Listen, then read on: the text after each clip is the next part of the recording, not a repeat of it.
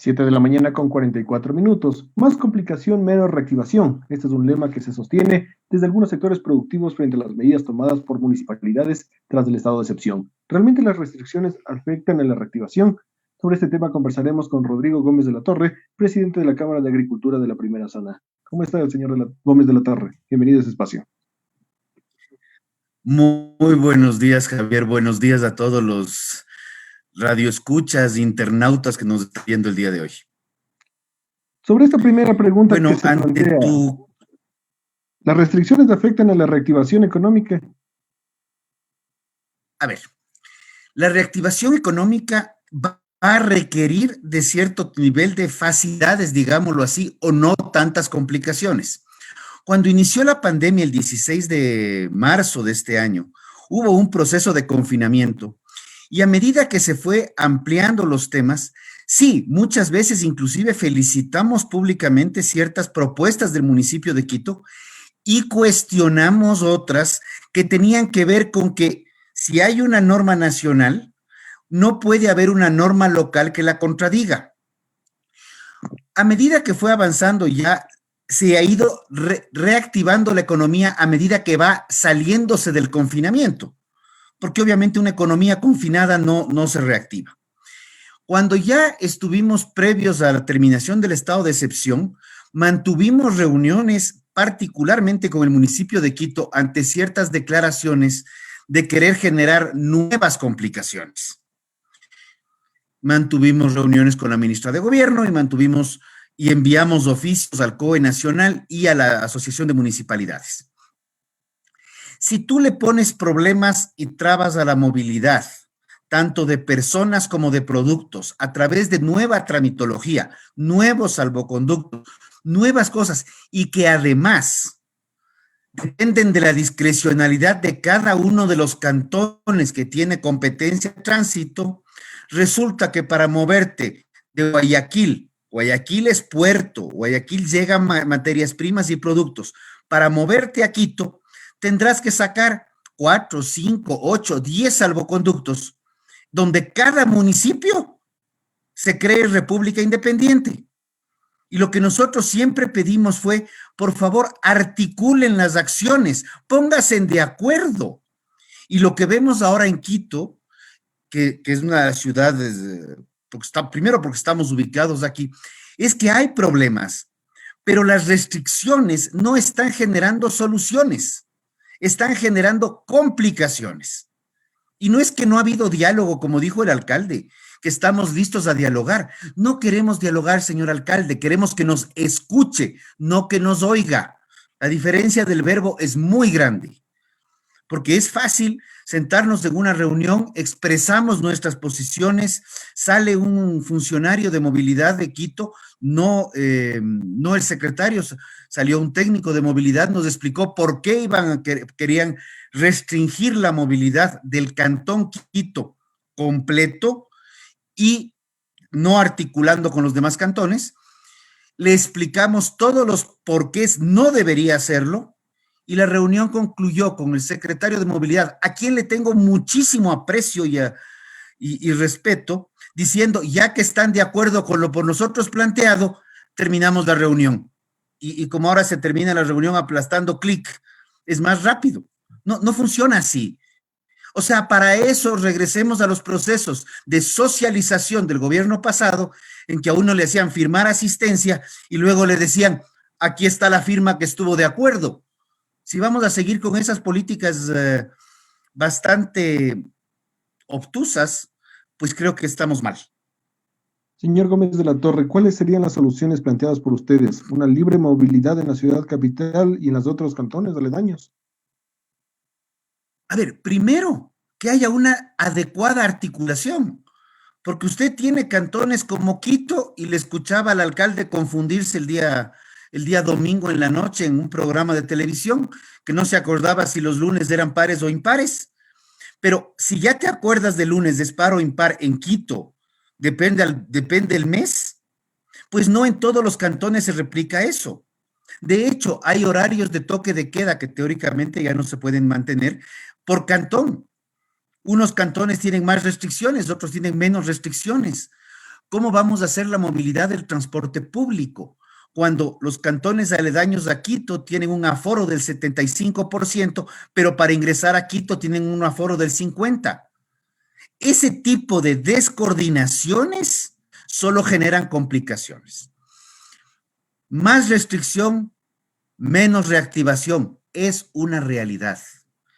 De hecho, hay una campaña que comenzó en el mes de junio, julio, que tenía que ver ya que ya hay una corresponsabilidad ciudadana con respecto a la pandemia. La Organización Mundial de la Salud ya ha declarado que el coronavirus es una enfermedad endémica. Eso significa que es una enfermedad que va a convivir con nosotros de aquí para largo. Entonces, en vez de complicar las actividades, si el gobierno no tiene la posibilidad, sea este nacional o local, no tiene la posibilidad de apoyar actividades como lo han hecho otros gobiernos en otras latitudes, este tema es mundial, por lo menos mantengamos ciertas reglas claras para todos que permitan que las papas que salen de Machachi lleguen tranquilamente a Quito, o que las flores que vienen de Cuenca lleguen al aeropuerto de Quito, o que los productos que salen, y voy a ir de Manabí a Guayaquil. La dinámica productiva es muy distinta a la dinámica pública. El sector privado produce, el sector privado tiene que estar permanentemente innovando, tiene que estar moviéndose, y los gerentes, que son quienes toman decisiones, tienen que moverse. No es posible que lleguen salvoconductos, como plantea Quito, de manera indirecta. Y de esos ingresos, utilidades, de esa riqueza que se genera en el sector privado, es donde el sector público recauda impuestos para cumplir con acciones de regulación y control. Pero si al sector privado le sobreregulamos y le sobrecomplicamos, el más afectado, fuera que empleo ya no puede, o sea, todavía puede afectarse más. Estamos ya con un 20-25% de empleo pleno en el Ecuador, lo cual es gravísimo.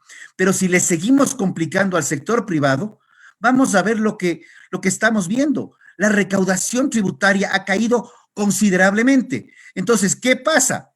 Que si el sector privado no produce, el sector público no recauda. Entonces, el sector público no tiene billete para pagar a maestros, policías y médicos. Y estoy acordándome de un exministro de Finanzas que siempre hablaba de los maestros, médicos y policías, pero estamos afectándole a toda la estructura nacional. Generemos políticas coherentes. ¿De quién fue la falla de la coordinación? ¿Tenía que haberlo hecho el COE Nacional? ¿Tenía que haberlo hecho las municipalidades? ¿Quién debía haber coordinado? Creo que aquí hay unas recomendaciones que salen del COE el día 11 de septiembre, cuando ya prácticamente se acababa el estado de excepción, e inclusive son posteriores a las que el alcalde de Quito impalanta. La AME prácticamente no ha hecho caso de la Asociación de Municipalidades. Lo que debería hacer es facilitar, no complicar. Entonces, creo que hay una responsabilidad compartida, y obviamente el gobierno central también tiene que llamar un poco a las autoridades y decir: vean, señores, ustedes quieren más hospitales, pues habrá que permitirles que trabajen para que puedan generar recursos.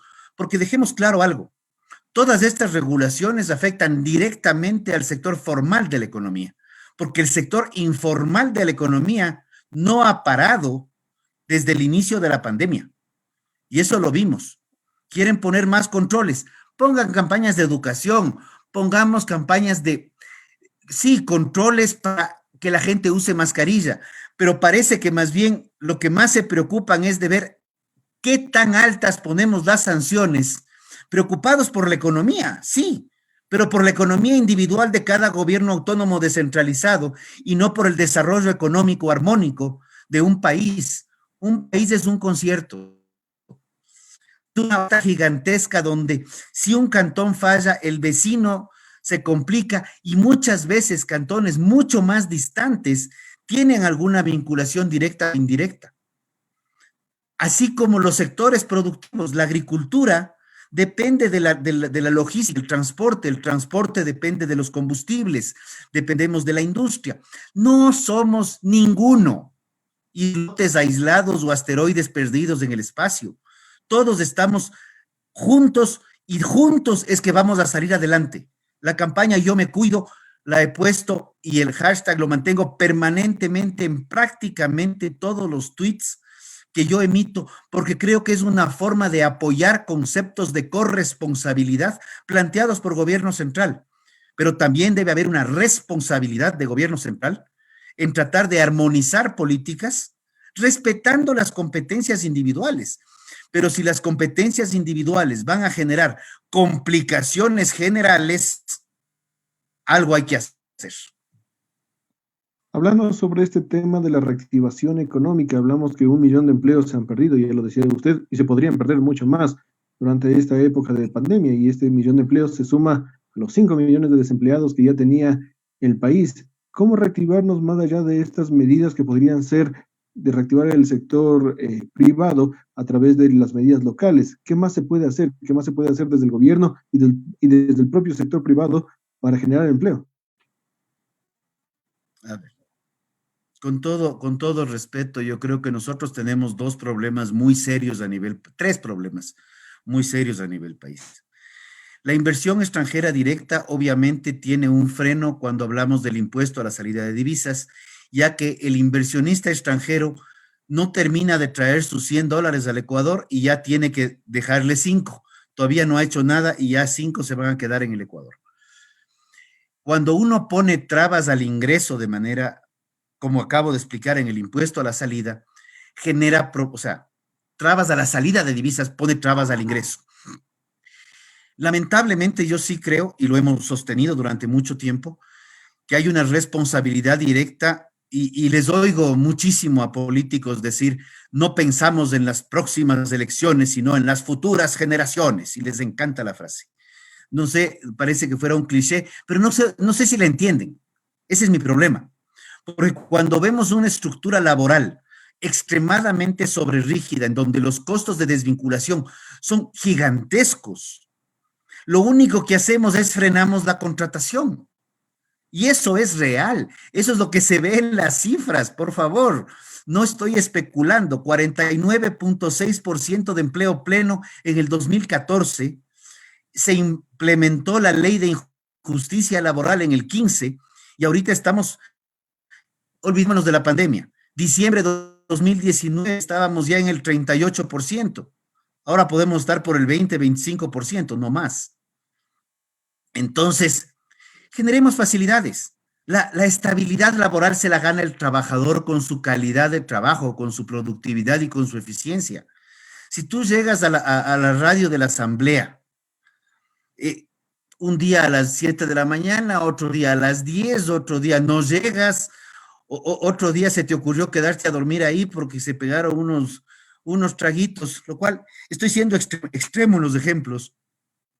Obviamente no vas a conservar tu trabajo, pero si ese trabajo, tu empleador tiene que definir entre desvincularte a quien ya no le estás haciendo un mal trabajo, ya le estás haciendo daño, y además tener que vender parte del patrimonio para poder hacerlo, es absurdo. Tengamos reglas de responsabilidad compartida en materia laboral y vamos a generar empleo. En alguna entrevista, una llamada telefónica, lo recuerdo, un radioescucha decía, queremos leyes laborales como las norteamericanas, donde el trabajador llega en una F-150 a su lugar de trabajo. Y mi respuesta fue, yo también quiero eso. Yo quiero precisamente leyes laborales como las norteamericanas, en donde hay una seguridad social, en donde hay un seguro de desempleo, pero no hay un tema en el que el empleador se convierte en un atado de manos de ciertas normas en las cuales a un mal trabajador no hay cómo desvincularlo, porque a un buen trabajador nadie lo quiere desvincular, por el contrario, uno lo cuida, uno se lleva bien. Las relaciones humanas conllevan eso. Entonces yo creo que leyes laborales. Y el otro, tenemos más trámites que leyes. Leyes tenemos miles de. Cada ley conlleva 2, 3, 4, 5 trámites. Por favor, Vengamos, visitemos el siglo XXI. La pandemia nos ha obligado a ver métodos electrónicos y métodos en línea para poder trabajar. Creemos esas soluciones en vez de crear aplicaciones. Creo que tienes 3 tips en el cuales son decisiones más de índole político que de otra índole. 7 de la mañana con 59 minutos. Para finalizar esta entrevista, se prevé hoy que se reactiven las movilizaciones a nivel del país. Varios puntos y varios sectores, como por ejemplo los trabajadores, los médicos posgradistas, los estudiantes universitarios, dicen que van a salir a las calles a partir del día de hoy, y los más extremistas avisoran un nuevo octubre como el del 2019 para el 2020. Usted, al ser uno de los mayores críticos, por ejemplo, de las protestas del mes de octubre, recordemos, hace un año, básicamente tuvimos una entrevista con usted. ¿Cuál es su criterio ahora? Sí, sí. A ver, mantuvimos una entrevista después del reality show que se dio el 13 de octubre en la noche. Y recuerdo haber salido de la asamblea caminando. Y me dirigí caminando al sector del jardín. Yo no fui crítico de las protestas porque cuando se las califica de protestas pacíficas son una cosa. Yo fui extremadamente crítico de la violencia con la cual se pretendió, entre comillas, protestar, porque el edificio de la Contraloría, y estás tú a una ventana de verlo, no es una protesta pacífica. Fueron 4 incendios, la destrucción de vías, la destrucción de parques, destrucción del sector público, del sector privado, cierre de agua en Ambato. Perdón, eso no tiene nada que ver con manifestaciones pacíficas reclamando derechos. Eso tiene que ver, a mi criterio, con terrorismo organizado. Y si mal no recuerdo, esas fueron mis palabras en su momento. Entonces, si lo que estamos buscando es unas protestas con reclamos justos, creo que nosotros también nos apoyaremos, en el cual busquemos y apoyamos el hecho de que el Fondo Monetario Internacional le dé un crédito de recursos frescos al Estado ecuatoriano, en el cual ingresarán 4.000 millones de dólares aproximadamente este año, con lo cual hay 3.000 y pico, 1.500 y tal vez más de millones en deudas, donde están maestros, donde están médicos, donde están posgradistas. Entonces, apoyamos que eso se pague, apoyamos también que se pague a los proveedores del Estado. Y que si no se va a poder contratar, pues tengamos la honestidad desde gobierno central de decir, no podemos contratar. Pero también pedimos, y ya me estoy más bien tendiendo la palabra, decir, exigimos que se vayan generando facilidades. No estamos pidiendo dinero, no estamos pidiendo mayores cosas, estamos pidiendo no nos pongan más trabas, porque si nosotros tenemos más trabas, ustedes recaudan menos. Y tienen ustedes, gobiernos central y cantonal, más conflictos. Tratemos de ser un país más armónico, más amigable al desarrollo productivo, un país más amigable al sector privado, un país que pueda salir adelante, porque el Ecuador tiene las condiciones para hacerlo. Creo que tiene una serie de regulaciones y soblaciones que lo bloquean. Y esto de aquí estoy diciéndolo en radio de la Asamblea Nacional, 137 asambleístas, muchos muy amigos míos, una lástima que más del 40% estén cuestionados por la justicia, pero ahí es donde se cocinan las trabas o las soluciones. Es responsabilidad también de quienes están pensando en una reelección. Pensemos en las futuras generaciones, no solamente en las elecciones del 21. Gracias. Con 3 minutos, queremos agradecer por esta entrevista a Rodrigo Gómez de la Torre, presidente de la Cámara de Agricultura de la Primera Zona, con quien hablamos sobre esta reactivación del país, gobiernos locales, gobierno nacional y bueno, sobre otros varios temas más. Muchísimas gracias, señor Gómez de la Torre. Un gusto, Javier, y una buena jornada para todos y que las manifestaciones sí sean pacíficas. Ojalá así sea. 8 de la mañana con 4 minutos, somos Voces en Acción, la esencia de la información.